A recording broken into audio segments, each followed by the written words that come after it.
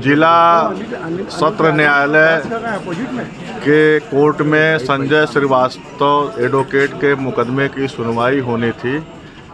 आइए बात करते हैं वरिष्ठ अधिवक्ता विनोद कुमार सिंह और पूर्व महामंत्री सेंट्रल बार शशिकांत दुबे जी से कि आज उसमें क्या हुआ, बताएं आप। देखिए, संजय कुमार श्रीवास्तव जी पे जिस प्रकार से कातिलाना हमला हुआ और उनके रिश्तेदारों पे, उनके परिवार पर, उसमें एक अग्रिम जमानत एक मुलजिमान सौरभ कुमार सिंह की अग्रिम जमानत जिला जज के यहाँ दाखिल हुई थी दिनांक 10 तारीख को, जिसमें कि आज पता चला कि तारीख है। हम लोग जब वहाँ पहुँचे तो उसमें कल की डेट लग चुकी थी। कल की डेट 17 तारीख थी। देखिए, कोई भी असामाजिक तत्व के विरोध करने के लिए हमें एकजुट होना पड़ेगा। हमारे पास कोई ऑप्शन है नहीं, न हमारे पास बायकॉट का ऑप्शन है, न हमारे पास विरोध का कोई ऑप्शन है, न तो पुलिस हमारा कुछ सुनती है। लिहाजा अगर हम एकजुट नहीं रहेंगे इस तरह के मसलों पर, इस तरह के हमले हम रोक नहीं सकते। धन्यवाद। शशिकांत जी अपना विचार प्रस्तुत करें। संजय श्रीवास्तव भी वरिष्ठ अधिवक्ता है और हम लोग के बार के लाइव मेंबर हैं। इनके ऊपर प्राणघातक हमला हुआ था, कातिलाना हमला हुआ था और सुनियोजित था। वो जो मुलजिमान हैं वो बड़े दबंग हैं और शातिर किस्म के और आपराधिक प्रवृत्ति के हैं। आए दिन लोगों से मोहल्लों में मारपीट करते रहते हैं। होली के अवसर अपने बहन के यहाँ गए थे, वहाँ पे वो सब छेड़खानी की, इसका इन्होंने विरोध किया और विरोध करने के प्रतिफल में उस समय प्राणघातक हमला कर दिया। काफ़ी जद्दोजहद के बाद रात्रि में किसी तरह से मुकदमा पंजीकृत हुआ।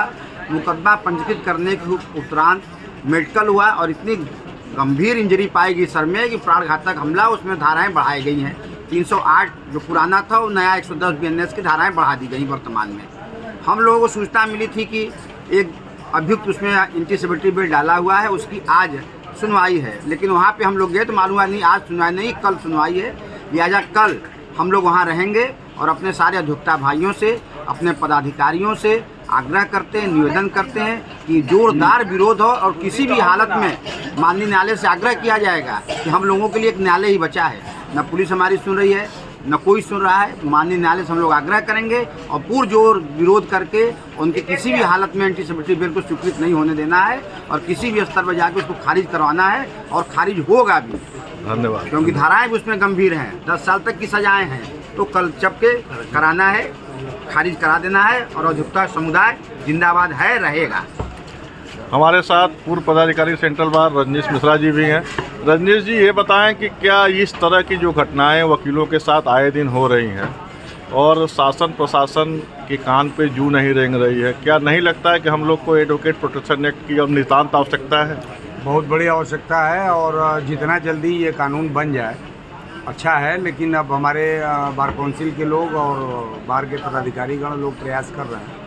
फिलहाल अभी जो वर्तमान मामला है संजय श्रीवास्तव भाई साहब के ऊपर जो हमला हुआ है, इसके लिए हम सभी अधिवक्ता भाइयों से अनुरोध करेंगे, अपने बनारस के लोग कल जिला जज के न्यायालय में वहाँ खड़े हों और संजय श्रीवास्तव के पक्ष में एकजुट होकर के इतना तगड़ा विरोध हम लोग करें कि उसका जो है अग्रिम जमानत मंजूर ना हो और तभी ये सार्थक हो। बहुत बहुत धन्यवाद।